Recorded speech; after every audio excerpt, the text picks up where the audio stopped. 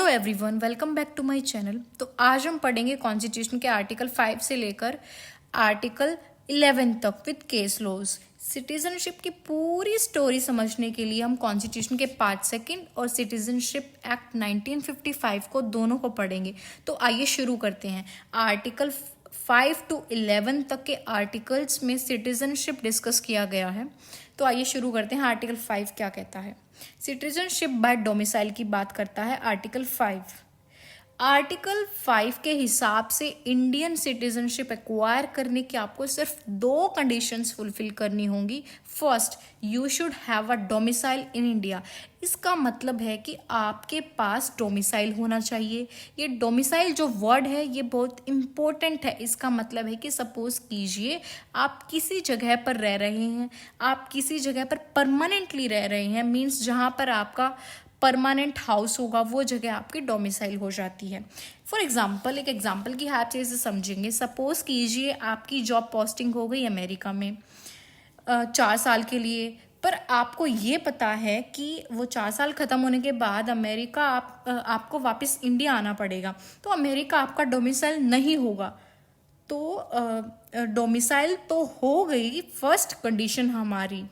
Second condition ये है कि इन तीनों में से एक कंडीशंस का फुलफिल होना बहुत ज़रूरी है। तो आइए देखते हैं वो तीनों कंडीशंस कौन कौन सी हैं। First, he is born in India, any of his parents are born in India. Third, residing in India for 5 years immediately before 26 जनवरी 1950।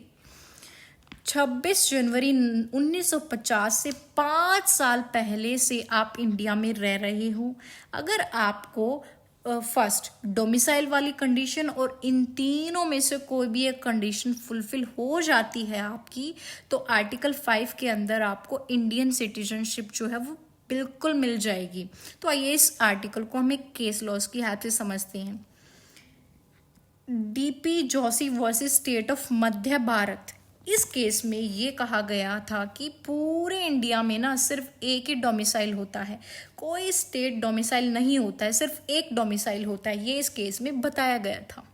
तो आइए अब हमारा नेक्स्ट जो आर्टिकल है आर्टिकल 6 वो देखते हैं वो क्या बात करता है। Person who migrated from Pakistan to India. ये सेक्शन उन लोगों की बात करता है जो पाकिस्तान से इंडिया माइग्रेट किए हैं। आर्टिकल 6 उस प्रॉब्लम को एड्रेस करता है जो इंडिया और पाकिस्तान के पार्टीशन की वजह से क्रिएट की गई है। तो आइए देखते हैं, पार्टीशन के पहले जो पूरी पॉपुलेशन थी वो ब्रिटिश इंडिया के सब्जेक्ट्स थे। पार्टीशन से ही लार्ज स्केल माइग्रेशन हुआ था हमारा। वो लोग जो पाकिस्तान से इंडिया आए उनकी सिटीजनशिप डिसाइड करने के लिए आर्टिकल 6 उन सारे लोगों को सेकंड पार्ट्स में डिवाइड करता है। फर्स्ट, 2 पार्ट्स में डिवाइड करता है। फर्स्ट, वो लोग जो 19 जुलाई 1948 से पहले पाकिस्तान से इंडिया आ चुके थे। सेकंड, वो लोग जो 19 जुलाई 1948 को या उसके बाद पाकिस्तान से इंडिया आए। अब ये जानते हैं कि ये दोनों डेट्स अब ये जानेंगे कि ये दोनों की दोनों डेट्स जो हैं वो इम्पोर्टेंट क्यों हैं। क्योंकि इसी दिन दोनों देशों में परमिट सिस्टम को इंट्रोड्यूस किया गया था। इसी सिस्टम के थ्रू दोनों देशों में इंडिया से पाकिस्तान या पाकिस्तान से इंडिया आ जा सकते थे पर्सन्स। तो हर कोई जो 19 जुलाई 1948 से पहले पाकिस्तान से इंडिया आ चुका है उसे on the date of commencement of constitution India citizen माना जाएगा। बट इसके लिए भी उसे 2 कंडीशंस को फुलफिल करना होगा तभी उसे इंडिया की सिटीजनशिप मिलेगी। तो आइए देखते हैं वो कौन सी 2 कंडीशंस है। पहली, या तो वो या उनका कोई भी ग्रैंड पेरेंट्स या उनके पेरेंट्स का बर्थ इंडिया में हुआ हो और जब वो पाकिस्तान से इंडिया माइग्रेट किए हैं तब से वो इंडिया में रह रहे हों। अगर ये दोनों कंडीशंस फुलफिल होंगी तो इंडिया का सिटीजनशिप उनको माना जाएगा। अब वो लोग जो 19 जुलाई 1948 को या उसके बाद पाकिस्तान से इंडिया आए हैं उन्हें ये 5 कंडीशंस को फुलफिल करना जरूरी होगा, फुलफिल करनी पड़ेंगी ये 5 कंडीशंस। तो आइए देखते हैं कौन सी हैं 5 कंडीशंस। फर्स्ट, या तो वो या उनके पेरेंट्स या ग्रैंड पेरेंट्स का बर्थ इंडिया में हुआ हो, उनके साथ ही साथ जब वो इंडिया माइग्रेट किए हैं तब से एटलीस्ट 6 मंथ्स के लिए वो इंडिया में ही रह रहे हों। नेक्स्ट, इंडिया सिटीजनशिप की रजिस्ट्रेशन के लिए उन्होंने किसी ऑफिसर को एप्लीकेशन सबमिट किया हो और उस ऑफिसर ने उनको as a citizen of India register कर लिया हो। तो अगर ये कंडीशंस फुलफिल होंगी तो ही उन्हें इंडियन सिटीजन मान लिया जाएगा, तो जो 19 जुलाई 1948 के बाद आए हैं इंडिया में। तो आइए, ये था हमारा आर्टिकल 5। आर्टिकल 6 नेक्स्ट देखते हैं, वो है हमारा आर्टिकल 7।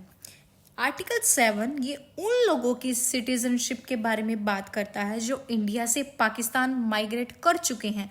आर्टिकल 7 इन सारे लोगों की बात करता है, लोगों को 2 कैटेगरीज में, आर्टिकल 7 जो है वो इन सारे लोगों को 2 कैटेगरीज में डिवाइड करता है। तो आइए देखते हैं वो कौन कौन सी हैं वो 2 कैटेगरीज। फर्स्ट कैटेगरी, जो 1 मार्च 1947 के बाद इंडिया से पाकिस्तान जा चुके हैं। और आर्टिकल 7 ये कहता है कि ये जो लोग हैं ये इंडिया सिटीजन नहीं कहलाएंगे, इंडिया के सिटीजन नहीं कहलाएंगे। सेकंड कैटेगरी ये है उन लोगों की जो 1 मार्च 1947 के बाद इंडिया से पाकिस्तान माइग्रेट कर गए हैं। इस माइग्रेशन के बाद वो वापस इंडिया माइग्रेट कर चुके हैं। आर्टिकल 7 ये कहता है कि जो ये लोग हैं जो पाकिस्तान से वापस इंडिया आ चुके हैं ये इंडियन सिटीजन कहलाएंगे अगर वो इन 5 कंडीशंस को फुलफिल करते हैं तो ही वो इंडिया के सिटीजन कहलाएंगे। फर्स्ट जो कंडीशन है वो है या तो आप या आपके पेरेंट्स या ग्रैंड पेरेंट्स का बर्थ इंडिया में हुआ हो। सेकंड, इट मीन्स इंडिया में जब आप माइग्रेट किए हों या परमानेंटली इंडिया में रिटर्न किए हैं। थर्ड, एटलीस्ट 6 महीने से आप इंडिया में रह रहे हो। फोर्थ, कि आपने इंडियन सिटीजनशिप के रजिस्ट्रेशन के लिए आपने किसी ऑफिसर को एप्लीकेशन सबमिट किया हो और उस ऑफिसर ने आपको as a citizen of India register कर लिया हो तो आपको इंडियन सिटीजनशिप मिल जाएगी अगर आपने 5 कंडीशंस को फुलफिल कर लिया होगा। तो आइए अब हम देखते हैं हमारा नेक्स्ट सेक्शन 8 क्या बात करता है। 8 जो आर्टिकल है वो उन लोगों की बात करता है जो है तो इंडियन ओरिजिन, जो है तो Indian origin but currently outside India reside कर रहे हैं। तो आर्टिकल 8 ये कहता है कि हर वो इंसान जो अब्रॉड में रह रहा है उसे इंडियन सिटीजनशिप मिल जाएगी अगर वो ये दोनों कंडीशंस को फुलफिल करता है। तो आइए देखते हैं वो 2 कंडीशंस कौन कौन सी हैं। फर्स्ट, आप या आपके पेरेंट्स या ग्रैंड पेरेंट्स का बर्थ अनडिवाइडेड इंडिया में हुआ हो। सेकेंड कंडीशन है कि आप जिस भी कंट्री में आप रह रहे हो उस कंट्री का डिप्लोमेटिक काउंसलर रिप्रेजेंटेटिव इंडिया ने आपको as a citizen of India register किया हो। उस कंट्री में जहां आप रह रहे हो वहां पे आप इंडियन सिटीजनशिप रजिस्टर्ड हो। तो ये दोनों कंडीशंस फुलफिल होंगी तो ही आपको आर्टिकल 8 के अंदर इंडियन सिटीजनशिप मिल जाएगी। ये था हमारा आर्टिकल 8। अब देखते हैं हमारा नेक्स्ट आर्टिकल 9 ये क्या बात करता है। आर्टिकल 9 ये कहता है कि before commencement of the constitution का मतलब 26 जनवरी 1950 से पहले अगर कोई भी इंसान वॉलेंटरली किसी भी फॉरेन स्टेट की सिटीजनशिप ले लेता है तो वो इंसान आर्टिकल 5, 6 और 8 के अंदर इंडियन सिटीजनशिप की डिमांड नहीं कर सकता। इट मीन्स वो इंडियन सिटीजनशिप एक्वायर नहीं कर सकता। नेक्स्ट ये था हमारा आर्टिकल 9।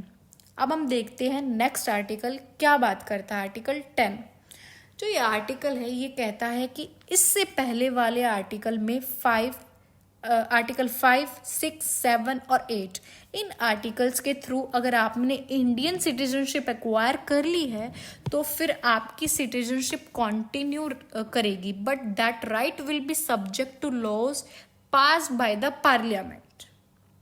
तो ये था सेक्शन 10। अब हम बात करेंगे सेक्शन आर्टिकल 11 की, सॉरी आर्टिकल 11। ये आर्टिकल क्या कहता है?